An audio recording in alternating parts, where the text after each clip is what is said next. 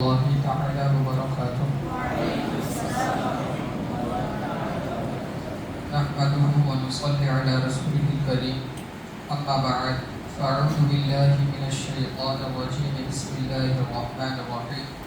إن الله وملائكته يصلون على النبي يا أيها الذين آمنوا صلوا عليه وسلموا تسليما.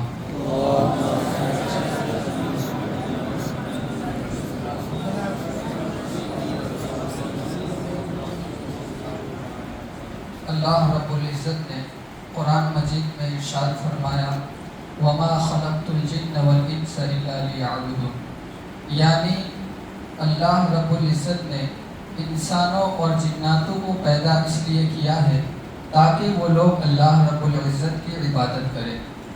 اور ہم نے پچھلی نشست میں یہ سماعت کیا تھا کہ عبادتوں میں سب سے افضل عبادت تو یہ نماز ہے، اور نماز ادا کرنے سے اللہ رب العزت ہمیں کن مقامات پر فائز فرماتا ہے یہ بھی ہم نے سماعت کیا تھا۔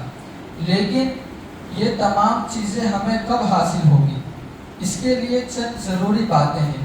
ایک تو یہ کہ جو ہمارا نماز پڑھنا ہے تو وہ اخلاص کے ساتھ ہو، یعنی خالص اللہ رب العزت کی رضا کے لیے نماز پڑھنا ہو، کیونکہ اللہ کے حبیب صلی اللہ علیہ وسلم نے ارشاد فرمایا کہ انما الاعمال بالنیات، یعنی اعمال کا دار و مدار تو یہ نیت پر ہے۔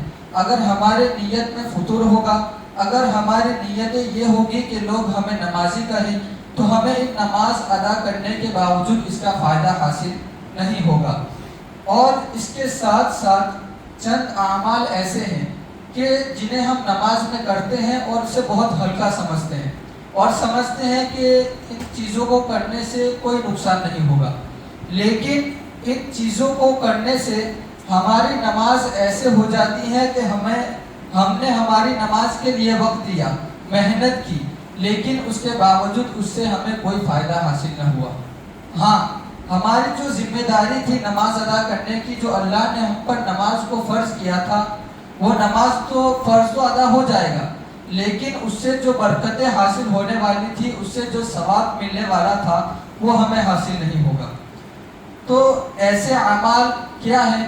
جیسے کہ ہم نماز پڑھتے ہیں تو ہم درمیانی نماز میں اپنے دامن کو سیدھا کرتے ہیں۔ اگر کسی جگہ پر ہمیں ضرورت ہوئی تو ہم کھجالنے لگتے ہیں، لیکن اس کا ایک طریقہ ہے۔ علماء کرام نے اس کی دو قسمیں بیان کی ہیں، ایک عمل کثیر اور ایک عمل قلیل۔ عمل کثیر کس کو کہتے ہیں؟ تو اس کے متعلق علماء کرام فرماتے ہیں کہ جب نمازی نماز پڑھے اور نماز میں کوئی کام کر رہا ہو، اور پیچھے سے آنے والا آ کر جب اس نمازی کو دیکھے تو اسے یہ لگے کہ وہ شخص نماز میں نہیں ہے، یہ کام تو یہ عمل کثیر ہوا۔ اب اگر ایسا کام کیا ہے تو اس کی نماز واجب الاعادہ ہوگی اور اس پر اس نماز کا لوٹانا واجب ہوگا۔ اسی طرح عمل قلیل، یعنی اگر کوئی نماز پڑھنے والا کوئی کام کر رہا ہے اور پیچھے سے آنے والا آیا اور اس نمازی کو دیکھا تو اسے دیکھ کر ہی سمجھ گیا کہ یہ شخص نماز میں ہے، اور اسے ضرورت کی بنا پر اپنے ہاتھ سے فائدہ اٹھانا پڑا اور وہ یہ کام کر رہا ہے۔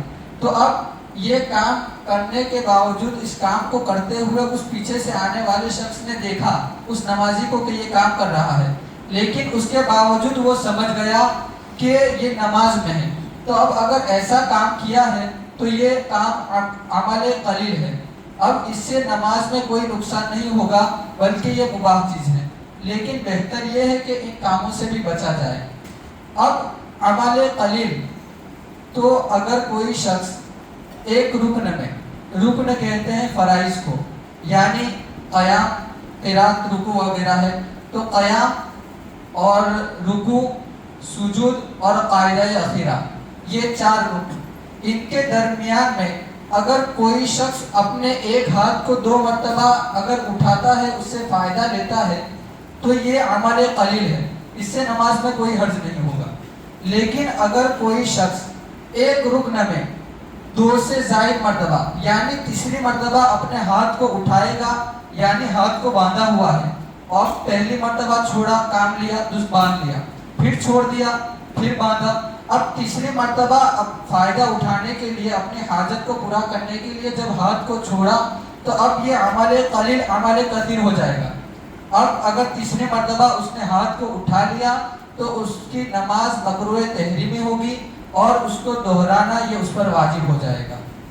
اسی طرح ایک رکن میں اگر کوئی شخص ایک ساتھ دونوں ہاتھوں کو اٹھاتا ہے، یعنی جب رکوع سے کھڑا ہوا اب سجدے میں جا رہا ہے تو جانے سے پہلے اپنے دامن کو دو ہاتھ سے سیدھا کر رہا ہے. اب جب اس نے دو ہاتھوں کو ایک ساتھ استعمال میں لے لیا، دو ہاتھوں کو ایک ساتھ کام میں لے لیا تو اب یہ عمل کثیر ہو جائے گا. اس سے بھی نماز مکروہ تحریمی ہوگی، واجب الاعادہ ہوگی. اب جو واجبات چھوڑنے کی بنا پر نماز مکروہ تحریمی ہوتی ہے، اور اس میں کیا حکم ہے کہ اگر آخر میں یاد آیا تو اس نے سجدہ سہو کر لیا تو اس کی نماز کامل ادا ہو جائے گی. لیکن یہ جو ہم نے عمل کیا ہے، یعنی دو ہاتھوں کو اٹھانا ایک ساتھ یا ایک رکن میں ہاتھ کو 3 مرتبہ اٹھانا، اس سے جو یہ مکروہ تحریمی نماز ہوئی ہے تو اب آخر میں سجدہ سہو کرے گا، اس کے باوجود اس کی نماز صحیح نہیں ہوگی. یعنی یہ جو دو ہاتھ اٹھانے کی بنا پر جو اس کی نماز میں کمی واقع ہوئی ہے تو اس کمی کو یہ سجدہ سہو نہیں کر سکتا.